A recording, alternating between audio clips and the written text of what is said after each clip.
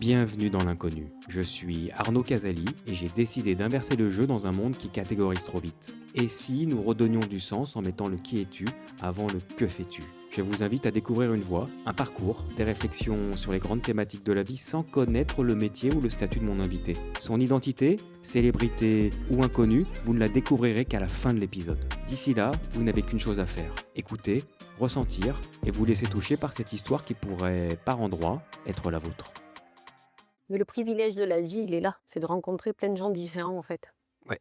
Moi, je suis très content d'être avec toi. Merci de ton temps. Merci de ta confiance pour partir dans l'inconnu. On s'est croisés il y a 3 semaines 3 semaines à peu près, ouais, un petit peu plus même. pour l'inauguration du mur interactif de Provence Exactement. avec Barbara, qu'on salue au passage si elle nous écoute. Je dirais pas où on s'est rencontrés Parce que c'est l'inconnu. c'est parce que c'est l'inconnu et sans trop en dire, parce que tu connais le principe, où nous reçois-tu? Alors, je vous reçois sur mon lieu de travail, qui est aussi mon lieu de vie. Et alors, pour pas en dire beaucoup, je suis à la campagne, voilà, en pleine campagne. OK. Et je suis en Provence, mais plus côté mer.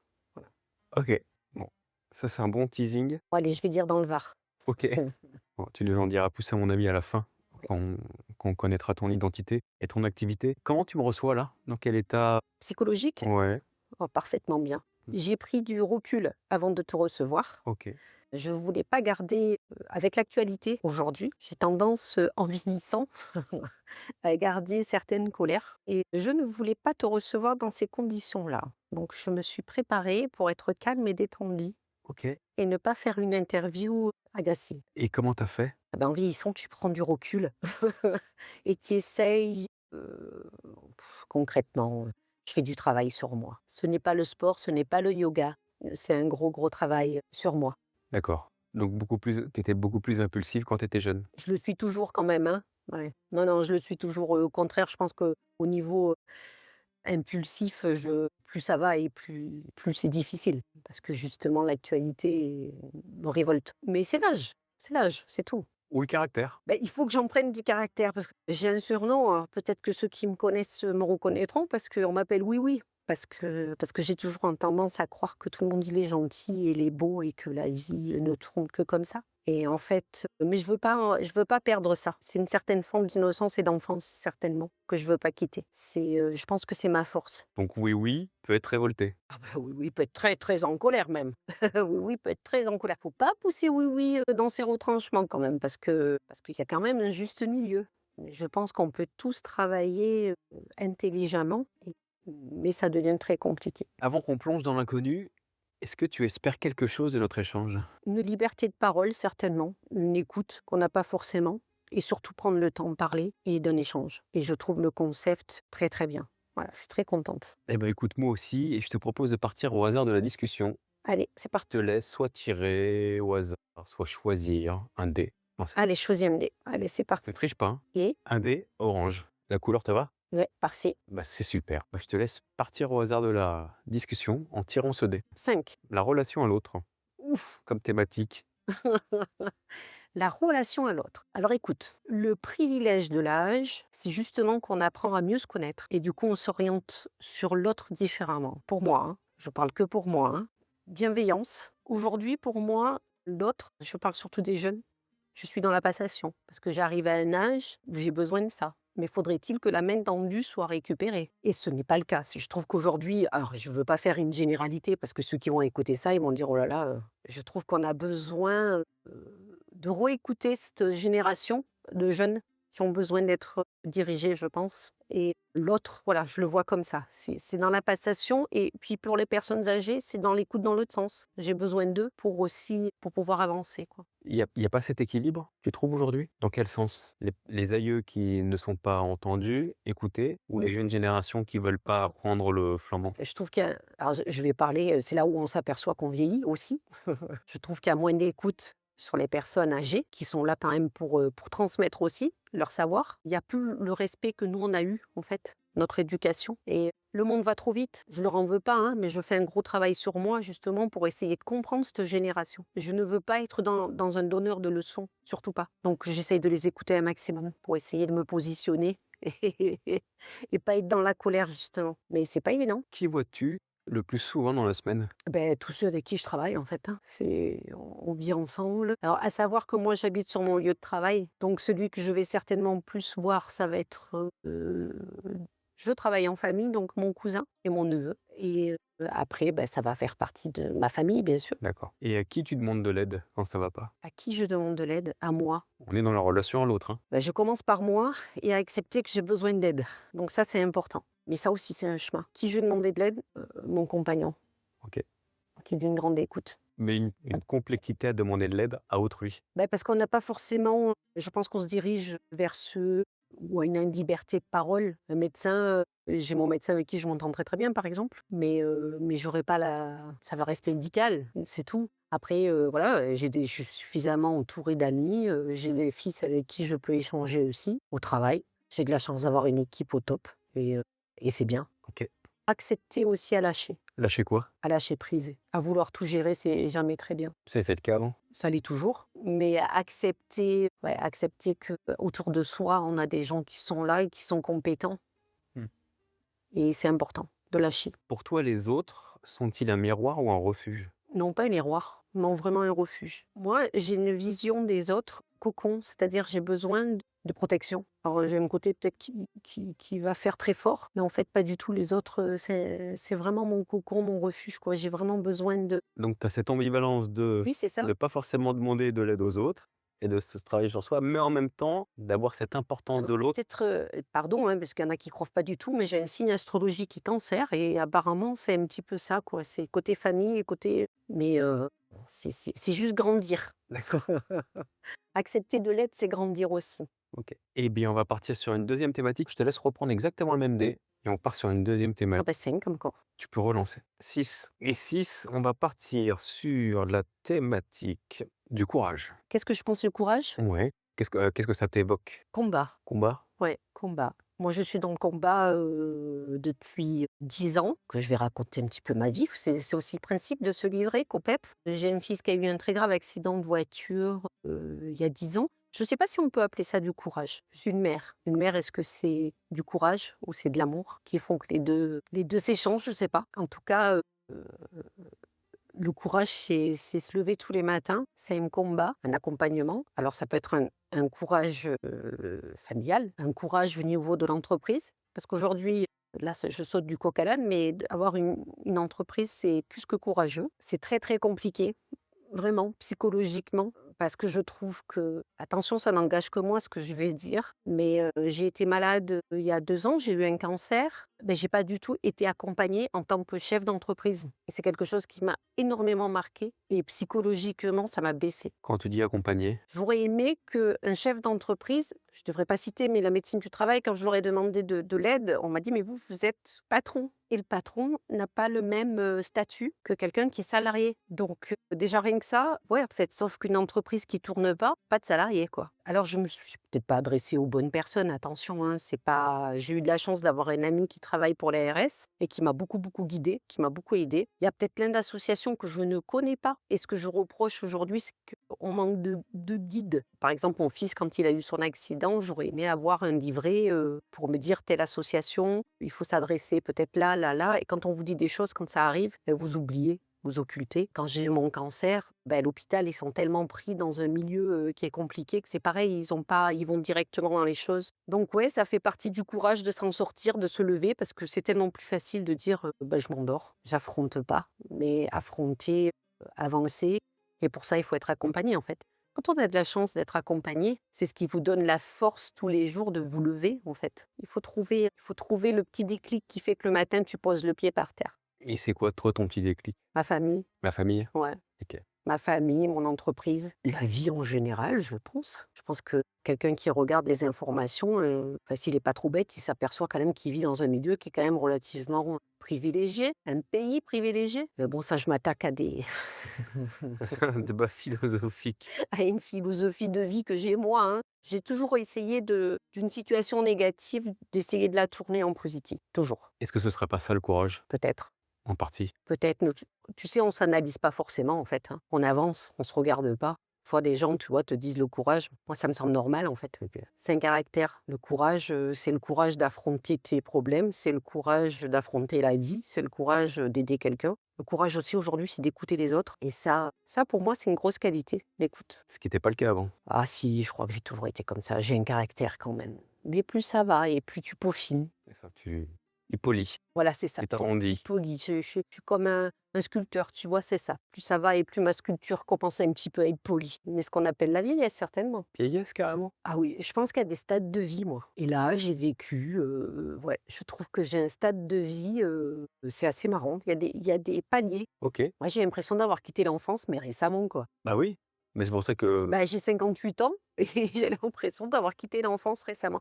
Qu'est-ce qui fait que, et parler vieillesse à 58 ans? bah, tu plus vers la vieillesse que vers la jeunesse quand même. Je me sens pas vieille, attention, hein. Ah oui, Alors, on va pas parler vieillesse, on va dire la maturité. maturité, c'est ça? Voilà. Oui, oui. Mais c'est beau, hein, attention, hein. Non, parce Mais ça fait drôle de se réveiller, de se dire: «Mince, j'ai qu'on a 58 ans».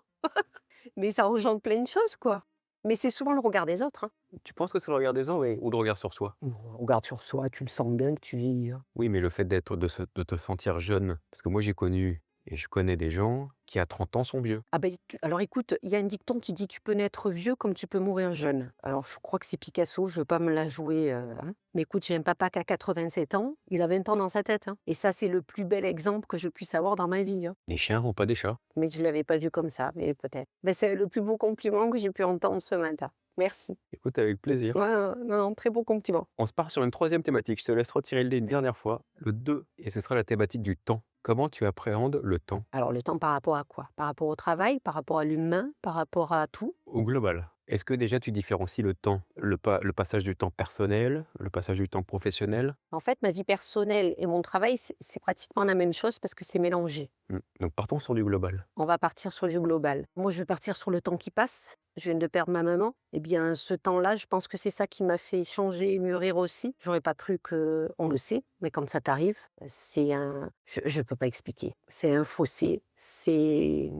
Voilà, ce temps-là, je l'avais pas imaginé. Et du coup, ben, tu te rends compte que le temps passe, que toi aussi, tu vas petit à petit avancer. Mes enfants qui grandissent, qui mûrissent, parce que moi, je les vois toujours comme des bébés. Mais bon, c'est mes bébés à vie, hein. Je suis fière d'eux, je suis fière de ce qu'ils ont accompli. De temps au niveau du travail, on a toujours l'impression de ne pas avoir assez de temps. Et en même temps, il faut se poser. Tu y arrives? Je commence à y arriver. Mais je le dis encore une fois, j'ai une équipe formidable qui me permet de me poser parce que j'ai une jeune qui a 35 ans et qui m'apporte un peu cette fougue que j'ai peut-être plus ou que j'ai encore. C'est peut-être eux qui m'aident un petit peu à me plager. Prendre du temps à réfléchir et aujourd'hui, la vie va trop vite, quoi. Trop, trop vite. Et je pense qu'on ne prend pas justement ce recul, Ce temps? ce temps et se poser. De dire, c'est quand même mieux de dire on réfléchit à ce qu'on va faire plutôt que de vite, vite, vite, vite. Mais tu es obligé aussi, par exemple depuis le Covid, ça a complètement cassé plein de codes. Et c'est pas pour autant qu'il faut se laisser aller, quoi. Aujourd'hui, je parle de mon entreprise, il faut essayer de trouver d'autres choses pour avancer, pour évoluer. Mais comment? Voilà, on est des petits. Nous, on est 6 à travailler, donc on est petits. On peut faire des choses formidables. Et rebondir, c'est pas évident. La dernière fois que tu as pris du temps pour toi? Eh bien, je ne sais pas. Écoute, moi, j'ai mon compagnon, mon mari, qui me dit tout le temps, prends rendez-vous avec toi-même. Ouh, c'est joli ça. C'est joli, hein? Tu prends un agenda et tu prends rendez-vous avec toi-même. Eh bien, mon temps, je le consacre sans aucune à mon fils, à mon travail. Et c'est vrai que je ne prends pas du temps pour moi. Moi, chiche, en sortant de l'échange là, on va à ton bureau et tu prends un rendez-vous avec toi-même. Alors, le rendez-vous, je vais le prendre à travers la lecture, par exemple. Que j'ai commencé à... Et chiche, tu le fais 1 heure. Ah non, 1 heure, c'est trop. Alors commençons plus petit, une demi-heure. Une demi-heure, je le ferai. Une demi-heure, Oui. prends rendez-vous avec toi-même. Oui, oui, oui, je prendrai rendez-vous avec moi-même. C'est promis. Attention, hein, Oui, oui, c'est on s'appelle et... Non, non, c'est promis, mais on me le dit assez, hein, justement, qu'il faut que je prenne rendez-vous avec moi-même et que prendre le temps de s'écouter, c'est compliqué. Mais je commence à faire ce chemin. Très bien. C'est promis, je On commence. compte sur toi pour On s'est promis. prendre rendez-vous avec toi-même. Ton compagnon a de très Mais bonnes... tu vois, quand tu es malade, tu t'aperçois que tout s'arrête, en fait. Et que finalement, le temps, tu l'as. La Terre, elle s'est pas arrêtée de tourner parce que j'avais été malade. Donc là, tu réfléchis et tu reprends pareil. Tchoum, tchoum, tchoum, tchoum, tchoum, tu reprends ta vie. On passe au texte à trous. Je commence les phrases, tu les termines. Allez. Ma plus grande source d'inspiration, La nature. La nature, parce que je vis au milieu de la nature. Et j'ai habité dans les Hautes-Alpes. C'est vraiment un amour infini. Et la nature t'apprend qu'on n'est rien, en fait. parce que tout peut s'écrouler du jour au lendemain. Une montagne qui s'effondre, mais une fleur qui va s'ouvrir. Et à côté de ça, on n'est rien. Mais on n'est rien du tout. Moi, tous les jours, j'ai de la chance de sortir et d'être au milieu de la nature. Donc, je la vois, cette nature évoluer. Et ça m'apporte du réconfort. Et ça me donne surtout l'envie de la protéger. Mais c'est un peu le pot de terre contre le pot de fer aujourd'hui, hein. On nous demande de faire des choses et à côté de ça, on n'empêchera pas la terre de tourner. Celle-ci, elle est spéciale pour toi. Mon moment de détente préféré est... La lecture. La lecture ou la cuisine.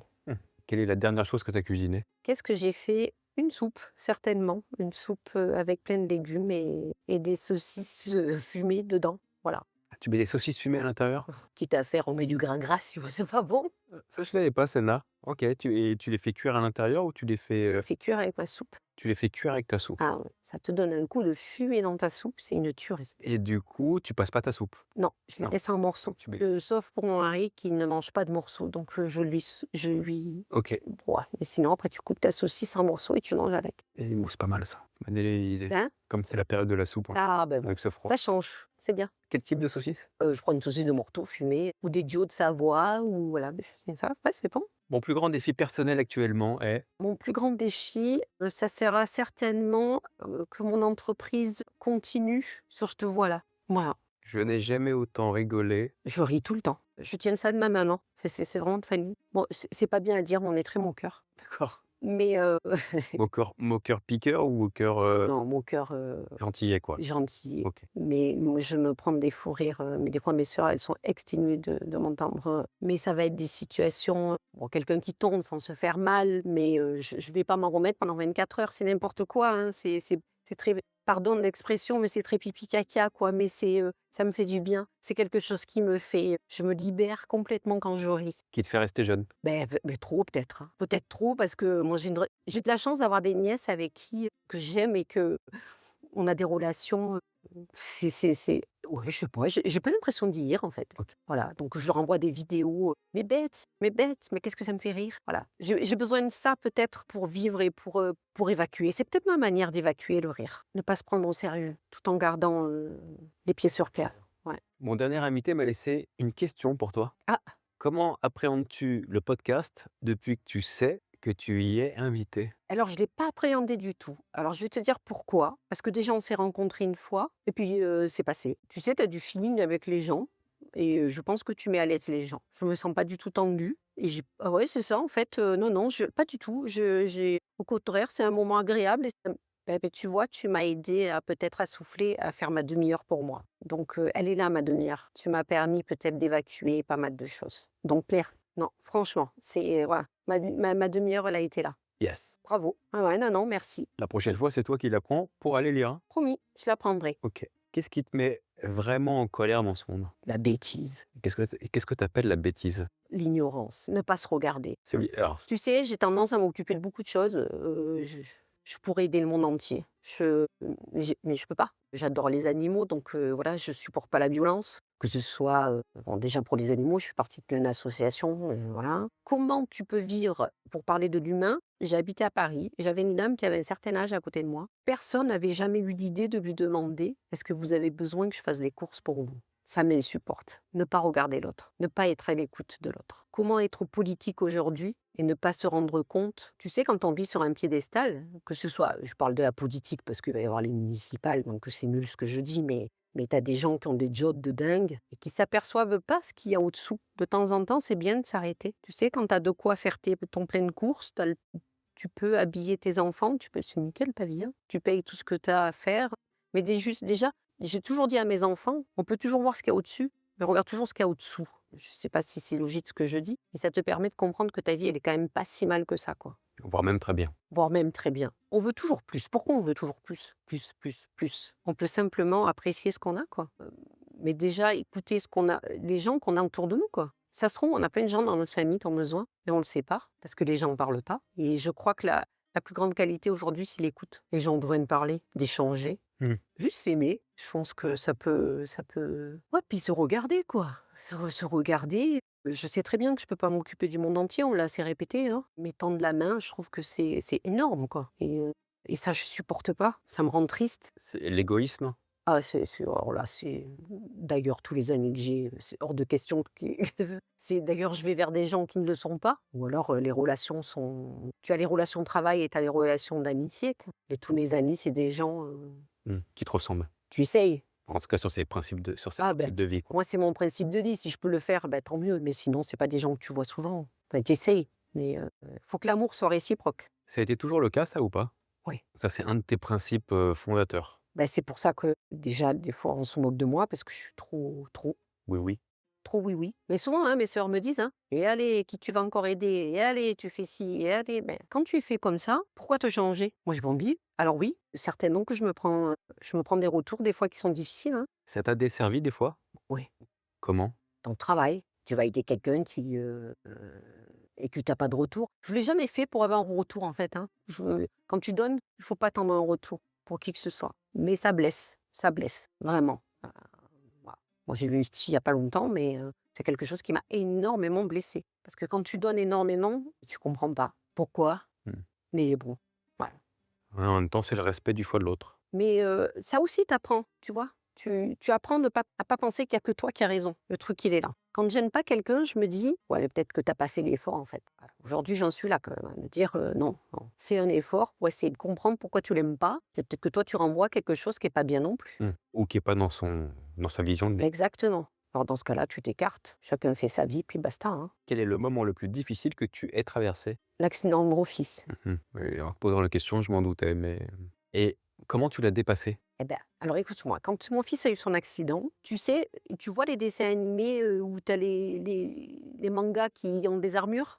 Bah, c'est ça. Dès l'instant qu'on m'a annoncé qu'il allait certainement mourir, je me suis mis une armure OK. et il est pas mort. Eh ben, on continue, on se bat. Voilà. Tu mis ton armure et pourquoi tu t'es battu? C'est l'amour, c'est juste l'amour. Mais tu sais, c'est naturel, hein, tu te rends pas compte, en fait, hein. Quand il était à l'hôpital, je disais à l'infirmière: «Mais j'ai envie qu'il rentre dans mon ventre», alors qu'il fait 1,85 m, quoi, tu vois? Pas possible. Non madame, c'est plus possible, quoi. Mais en fait, voilà, tu vois ce que je veux dire? C'est que l'amour d'une mère ou d'un père, hein, parce que voilà, ça dépasse, ça peut dépasser, parce que malheureusement, c'est pas le cas de beaucoup tout le monde, mais ça peut déplacer les montagnes. Et la perte de ma maman aussi, ça a été quelque chose de j'aurais pas franchement, j'aurais pas cru que ce soit aussi douloureux. Je peux pas l'expliquer. Et comment tu l'as dépassé? Je le dépasse pas encore. Je suis pas encore dans cette elle est partie il y a peu, donc je suis pas encore du tout là-dedans, quoi. Mais peut-être que c'est une part de ton enfance aussi qui s'en va et moi qui suis très, justement, qui ai besoin de cette enfance pour me construire, peut-être que j'ai perdu mon enfance. Et tu as gagné un côté adulte. Mais j'ai gagné certainement un côté bah, il était temps, hein, 58 ans, punaise!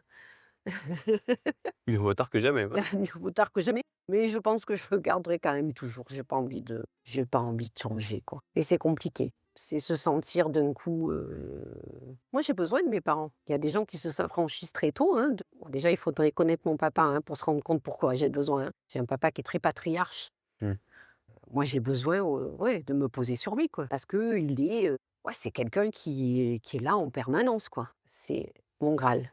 C'est joli. Quelle est la question que tu aimerais poser au prochain invité? Qu'est-ce que je pourrais lui poser comme question? Alors ça peut être, très, très bête, mais quel est ton rapport à la nature? Ça peut être basique, hein, comme question. Ah beh, toute question est bonne. Donc ta question rentre dans les clous. Quel est ton rapport à la nature? Ce sera la question posée au prochain invité. Est-ce que tu as quelqu'un ou quelque chose que tu aimerais mettre en lumière, en avant? On travaille. Ton travail? Ah oui. Alors tu sais qu'on peut pas en dire plus tout de suite, hein? Eh oui, je sais. Mon travail, OK. c'est quelque chose Pourquoi? qui Sans dire ton travail.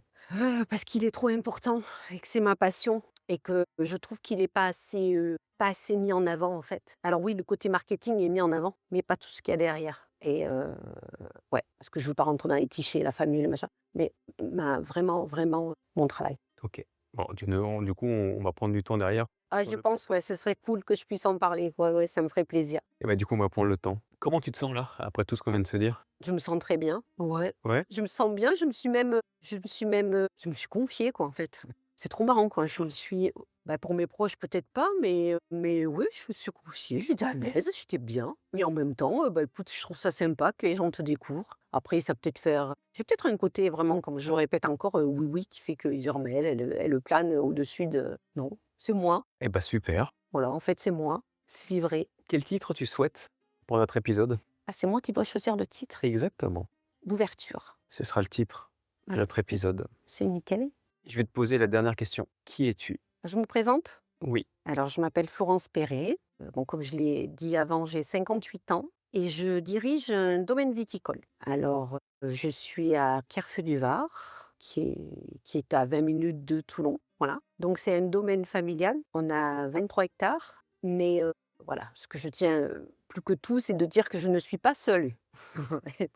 Et l'intérêt, il est là, c'est de parler de mon entreprise. C'est-à-dire que quand on voit un domaine viticole, on voit on voit un nom, on voit du marketing. Et à savoir qu'il n'y a pas que des grosses boîtes, pas que des gros domaines, il y a des petits domaines. Nous, on a 23 hectares, donc c'est petit. C'est petit, 23 hectares. Oh, il y en a qui ont 180, 500. Mais c'est des machines de guerre qui ne nous ressemblent pas. Je ne compare rien du tout. Mais ce qui est important, c'est que les gens sachent quand même que nous, on est 6 à travailler. J'ai mon cousin, qui est mon bras droit aussi, hein, il y a pas photo, il faut bien une titre, hein, donc voilà, qui lui s'occupe de la cave et des terres, alors qui est certainement un rôle beaucoup plus clé que le mien, parce que s'il n'est pas là, on ne peut rien faire. C'est quelqu'un que j'admire beaucoup, parce que c'est quelqu'un qui est retourné à l'école. On n'était pas du tout issus tous les deux de l'agriculture. Alors moi, j'avais fait des études dedans, mais je ne les avais pas utilisées. J'ai un papa qui, toute sa vie, a changé de métier. Bon, lui, son cœur de métier, c'était la promotion immobilière, d'accord. Il a dirigé une station de ski, il a construit, il a fait un restaurant, il a fait un hôtel. Moi, je l'ai toujours suivi. Et un jour, il nous a dit, voilà, j'ai ce projet-là, Chez un homme. j'achète un domaine. Et ben, on a tous lâché nos entreprises, on est venu avec lui. C'est beau. Ce qui est beau, c'est surtout lui qui, à 60 ans, a quand même jeté un coup de dé sur la table parce que c'est pas évident quand même. À 60 ans, il a fait. Il a tout lâché, tout lâché. Magnifique de l'avoir fait et magnifique pour sa famille.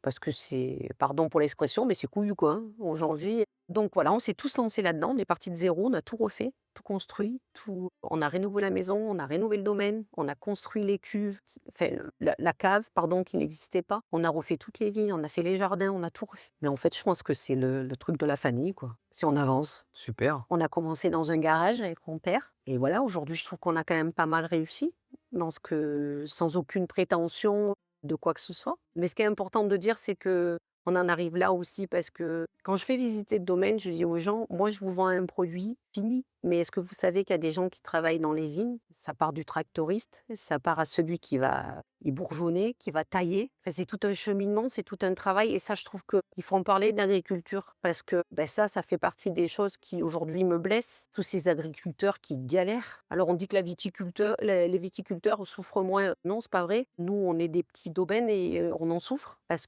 qu'on est passé bio déjà. Et travailler le bio, ça nous coûte plus cher. Et c'est des convictions qu'on a et qu'on essaye de garder, mais on n'est pas forcément aidé pour le travailler. Et quand les agriculteurs disent que pourquoi les lois ne sont pas faites pareil pour tous alors qu'on fait partie de la communauté européenne. Moi, je travaille le bio ici, mais ça se trouve, le bio en Espagne n'est pas le même. En Italie, il sera peut-être pas le même. Donc, c'est pas évident. Et je pense qu'aujourd'hui, j'ai cette passation aussi avec les clients. Sur le travail de l'agriculteur, de la terre, de la plante. Et oui. C'est trop facile, moi, de vendre une bouteille finie. J'ai le beau rôle, mais dans la bouteille, il y a des gens qui ont travaillé, qui ont marné, il n'y a rien de plus beau que travailler la terre. Ouais, donc toi, c'est vraiment un amour Ah non, mais de la terre. Alors, je l'avais d'avant, mais là, maintenant, c'est devenu prêt. Ah oui, c'est mon sang. Mais parce que je prends conscience que le monde tourne mal. Et notre père nous a toujours dit, j'en parle beaucoup, mais parce que c'est vrai que ces valeurs sont importantes, nous a toujours dit qu'il peut y arriver quoi que ce soit. Quand tu as de la terre, tu peux toujours manger, quoi. Et c'est bien beau d'avoir des usines, tout ce que vous voulez, mais quand même, on est là. Alors, je prône pas, pardon, mais aujourd'hui, on dit il existe du vin sans alcool. Ouais, ok, bois du sirop, quoi. Je veux dire, à un moment, on est en train de tuer tous nos métiers et on peut être raisonnable dans tout ce qu'on fait. Pourquoi on doit toujours tenir les gens, quoi? Pourquoi on doit toujours leur dire ne bois pas, c'est pas bien, ne fume pas, c'est pas bien? C'est-à-dire, tu n'es pas assez grand pour comprendre que tu dois pas boire un tonneau, tu dois pas fumer un paquet. C'est ce qui m'insupporte, c'est qu'aujourd'hui, on doit toujours tenir les gens. Ne roule pas vite parce que c'est interdit. Mange sainement. Essaye de manger sainement. Parce que c'est cher. Moi, j'ai changé ma manière plus ou moins de manger depuis que j'ai été malade. J'ai changé ma manière de cuire mes aliments. Tu les cuis comment maintenant? Alors, je les cuis à la vapeur, mais alors, je ne sais pas si je peux en parler, mais j'ai ce qu'on appelle un varoma. C'est une cuisson spéciale. Mes aliments sont très très bons. Hein. Alors c'est ce que je dis encore une fois, il faut se trouver comment fonctionner pour se sentir bien. Moi, à travers ma cuisine, je me sens mieux. Bon, il y en a qui vont faire. J'ai réessayé de faire du sport, C'est pas ça. mais c'est toujours pas ça.